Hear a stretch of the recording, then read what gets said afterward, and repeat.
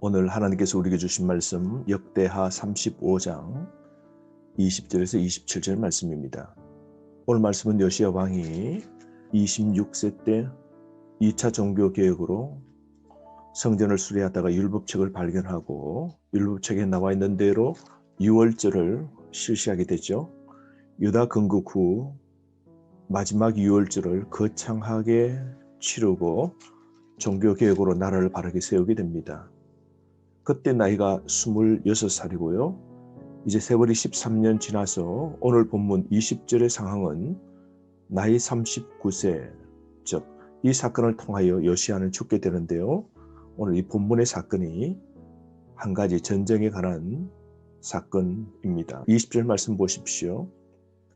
모든 일 후 곧 요시야가 성전을 정돈하기를 마친 후에 애굽 왕 느후가 유브라데 강가의 갈그미스를 치러 올라왔으므로 요시야가 나가서 방비하였더니. 첫 번째로 우리는 이 전쟁 상황의 역사적 배경을 좀 알아야 됩니다. BC 722년에 아수르가 북이스라엘을 멸망시키게 되죠. 이 세계의 제국은 아수르가 통치하는 제국입니다. BC 612년에 아수르 니느의 수도가 바벨론 나부폴라살 왕에게 함락을 당합니다. 찬란했던 아수르의 제국이 이제 약세로 내려앉게 되고 이제 역사의 무대에서 사라질 퇴락의 길을 걷고 있죠.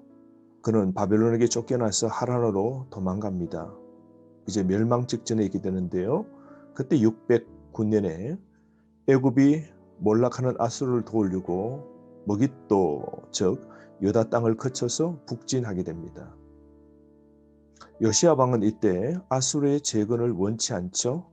아수르에게 당한 원한들이 많습니다. 그러므로 애굽 원정군이 올라가는 이 일을 머깃도에서 요시야가 막다가 전사하게 되는데요. 그리고 애굽은 올라가서 갈그미스에서 1차로 바벨론과 전투를 하게 됩니다. 그때의 전투는 무승부로 끝나지만 남유다는 이집트의 속국이 되고 유다는 요시야 왕의 죽음으로 급속한 쇠퇴를 맞이하게 됩니다. 그리고 난 후에 605년에 2차로 갈그미스 전투에서 세계 역사가 달라지는 대전투가 벌어지게 됩니다. 바벨론과 아수르와 싸움이 벌어지게 되는데요. 아수르를 도우러 왔던 애굽도 패망하게 되고 이 사건으로 대제국 아수르 나라는 역사에서 완전히 사라지게 됩니다. 갈그미스 2차 전투를 통하여서 애굽은 제국의 땅을 다 잃고 약소국가로 전락하게 되죠.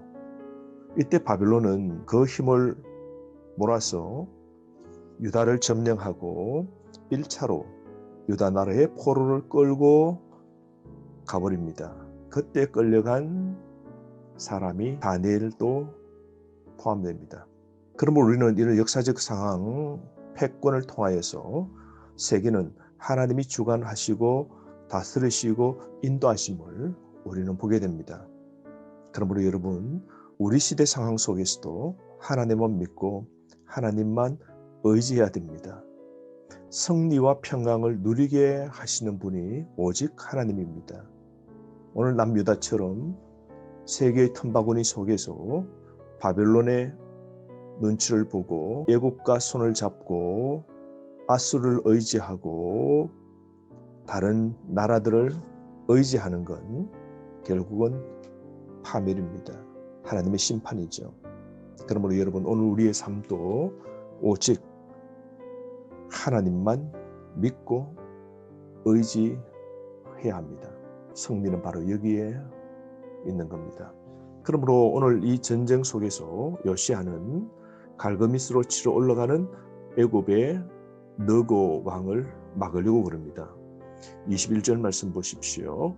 애굽 왕이 요시야와 싸울 마음이 없다고 선언합니다. 21절 말씀에 느고가 요시야에게 사신을 보내어서 말합니다. 유다 왕이여, 내가 그대와 무슨 관계가 있느냐? 내가 오늘 그들을 치르는 것이 아니요 나와 더불어 싸우는 족속을 치르는 것이라. 하나님이 나에게 명령하사 속히 하라 하셨은즉 하나님이 나와 함께 계시니 그대는 하나님을 거스르지 말라. 그들을 멸하실까 하노라라고 자신의 뜻을 요시야 왕에게 전합니다.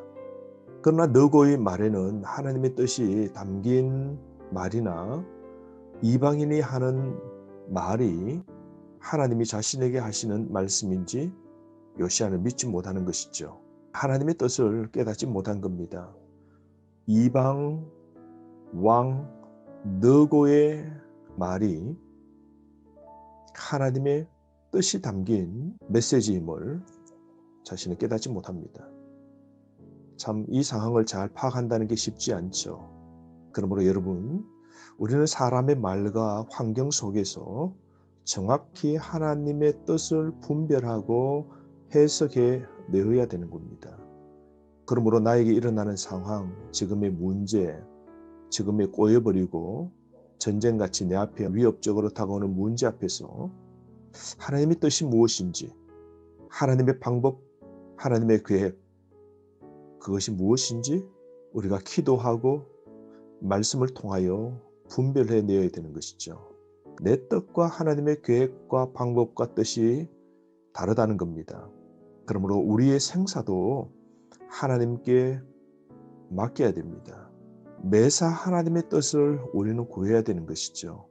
이 전쟁에 갈지 말아야 될지, 이 전쟁이 패배할지 승리할지, 이 전쟁에서 죽을지 말지, 이건 전적 하나님께 달린 겁니다. 하나님의 뜻을 위하여서 요시야가 기도를 해야 되는데요. 기도하고 나아갔다 발견한 율법책을 통하여 하나님의 뜻을 구하는 그런 모습을 요시야에게서는 찾아볼 수 없는 것이죠.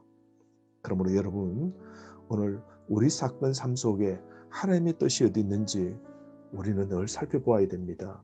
그러므로 지금 상황 속에서 하나님만 의지하며 기도하고 말씀을 묵상함으로 하나님 뜻을 알아갑시다. 매일 성경 말씀 묵상을 통해서 또 매주 설교를 통해서 하나님 뜻을 깨달아 가기로 노력해야 되지 않을까요? 늘 사건 앞에서 하나님이 원하시는 건지 심사숙고하며 삽시다. 말씀과 뜻을 거스르고서는 절대 승리할 수 없고요. 실패밖에 없는 것이죠. 그러므로 22절 말씀에 요시야가 자신의 뜻대로 합니다. 몸을 돌이켜 떠나기를 싫어하고, 그러니까 애굽 왕 느고와 사울 굳센 의지를 조금도 굽히지 않고 전쟁을 하려고 그럽니다. 오히려 변장합니다. 왜 변장했을까요? 아마 승리에 자신이 없었던 모양입니다. 그리고는 애굽 왕 바로 느고와 싸우자 그럽니다. 그렇게 해서 하나님의 입에서 나온 느고의 말을 듣지 아니하고 먹잇도 꼴짝이에 이르러 싸우게 되는 겁니다. 여러분, 내 자신의 인간적 판단으로만 결정하면 안 됩니다. 하나님의 뜻을 우리는 분별해야 됩니다. 하나님의 입에서 나온 느고의 말을 듣지 아니했다라고 그러죠.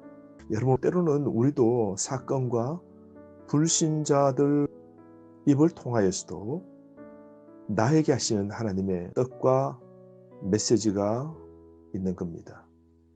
그러므로 여러분, 항상 하나님의 뜻을 분별하며 사는 것 너무너무 중요하고요. 내 뜻대로 앞서 행하고 살면 안 되는 겁니다. 전쟁 나간 요시야는 어떻게 될까요? 23절부터 보면 활 쏘는 자가 요시야 왕을 쏘게 됩니다. 애굽의 병사가 쏘는 화살에 맞아 죽게 되는데 마치 이스라엘의 아합 왕처럼 화살을 맞아 중상을 입게 됩니다. 24절 말씀에 보면 그는 속히 예루살렘 수도로 돌아왔지만 그는 죽게 됩니다. 요시야의 죽음이 예석하지만 하나님의 예언이 이루어졌음을 우리는 또 보아야 됩니다. 34장 28절 말씀에 하나님께서 요시아에게 예언하신 말씀이 있죠. 요시아가 하나님 앞에 회개하고 겸비했으므로 요시아에게는 당대에 유다 나라의 심판을 내리지 않을 것이다 말씀하죠. 하나님께서 유다의 참혹한 패망을 보지 않고 평안히 죽도록 하시겠다고 그에게 축복을 약속하셨죠. 그러므로 이런 죽음도 때로는 하나님의 축복이죠. 더 깊은 절망을 보지 못하도록 하신 이런 죽음이 요시아에게는 복이고 하나님의 약속, 그것이 이루어진 사건이죠.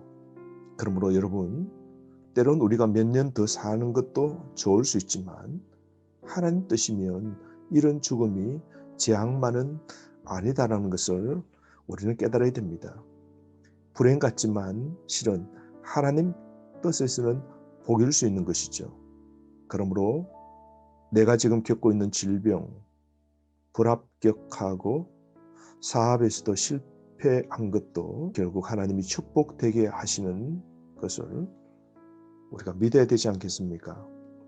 요시아의 죽음이 그에 대한 축복 예언을 성취한 셈이 된 것이죠. 그러므로 여러분, 하나님은 모든 것을 합력하여 선을 이루게 하심만 믿고 삽시다. 요시아의 이 죽음을 통하여서 백성들은 너무너무 슬퍼하게 됩니다. 24절, 25절 말씀에 보면 요시아의 죽음으로 슬퍼했지만 그러나 그 슬픔을 넘어서 하나님의 뜻을 알고 더 개혁하고 더 하나님 뜻을 구하고 순종하며 살았더라면 좋았을 텐데 하는 아쉬움이 남게 됩니다. 결국 요시아 죽음 후에 약 24년 동안 4명의 왕이 바뀌는 혼란 속에 결국 나라는 패망해버리고 마는 겁니다. 오늘 이 요시아의 죽음으로 삶 전체가 부정적이진 않습니다. 26절 말씀에 보면 요시아의 행한 모든 선한 일, 그것이 다 기록되었다라고 평가하고 있는 것이죠.